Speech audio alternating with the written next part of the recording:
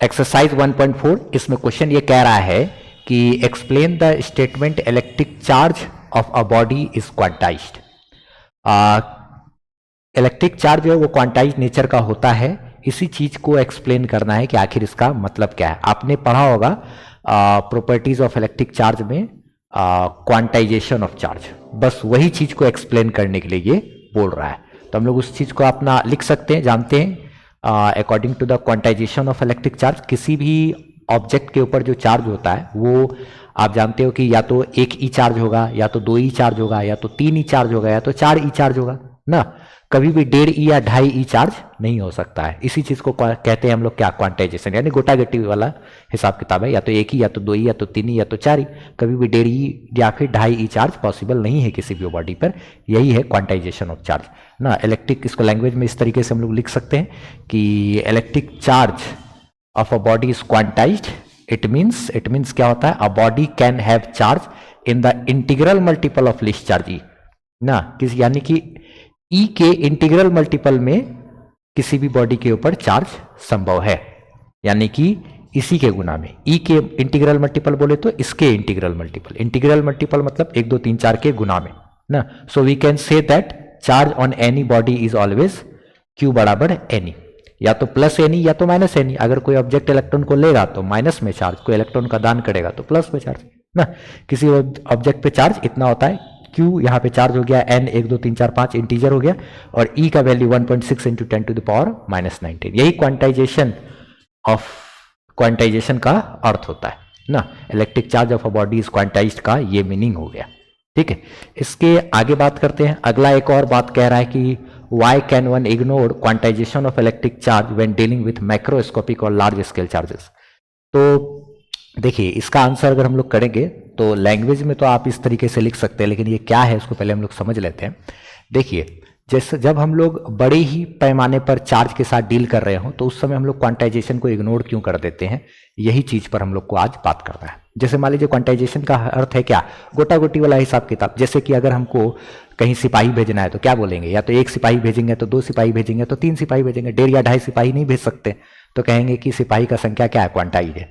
उसी तरीके से अगर मान लिया जाए हमको जैसे चावल का दाना अगर लेना है तो क्या कर सकते हैं, या तो एक चावल का दाना लिए, या तो 2 चावल का दाना लिया, तो 3 4 5 6 7 8 दाना लिए। ठीक है, तो कहेंगे कि चावल का जो दाना है उसका संख्या क्या है, क्वांटाइज्ड है। लेकिन अगर मान लिया जाए आपको बड़े पैमाने पर चावल का इंपोर्ट एक्सपोर्ट करना हो, जैसे कि आपको 100 करोड़ टन चावल आपको यहाँ से, इंडिया से आपको अमेरिका या कहीं पर भेजना है। ठीक है, तो ऐसे स्थिति में इतना बड़ा अमाउंट में अगर चार्ज का जो ये चावल का अगर मात्रा है आपके पास, तो उसको आप गिनेंगे तो नहीं, वहां पर तो आप इस बात को इग्नोर कर देंगे कि हाँ भाई 2 दाना चावल है या 3 दाना चावल है या फिर 6000 करोड़ गुना करोड़ दाना चावल है। तो इस चीज को गिनना आपके लिए तो वो व्यर्थ है ना। सेम उसी प्रकार से यहाँ पर भी अगर आप बड़े पैमाने पर चार्ज के साथ डील कर रहे हो तो उस समय आप ये जोड़ोगे अगर कि 1 ई चार्ज है कि 2 ई चार्ज है कि 3 ई या फिर 1000 ई या 15000 ई, तो ये आपका गिनना व्यर्थ हो जाएगा। क्योंकि बड़ा चार्ज का मतलब हो गया कि आप अगर 1 कूलम चार्ज भी किसी बॉडी पे डेवलप करोगे ना, तो उसके लिए आपको मालूम होना चाहिए कि 1 कूलम चार्ज भी किसी बॉडी पे डेवलप करने के लिए हमको कम से कम उससे कितना इलेक्ट्रॉन निकालना पड़ता है, तो 6.25 × 10⁻18 इलेक्ट्रॉन्स आपको निकालना पड़ेगा। ठीक है, तब जाकर के ये बहुत बड़ा अमाउंट है। 10⁻18 कितना करोड़ हो गया, आप गिन लीजिए इसको जरा। तो इतना ज्यादा इलेक्ट्रॉन आप निकालेंगे तब जाकर के किसी बॉडी पर 1 कूलम चार्ज होगा। तो 1 कूलम चार्ज भी बहुत बड़ा चार्ज है ना, तो कितना सारा इलेक्ट्रॉन्स इसमें इन्वॉल्व है। तो उस समय वहां पर आप गिनना उसको तो छोड़ देंगे। जब बहुत ज्यादा मात्रा में इलेक्ट्रॉन का संख्या हो जाएगा तो फिर उसको गिनना छोड़ दिया जाता है ना, कि हाँ इतना चार्ज है भाई, बस हो गया।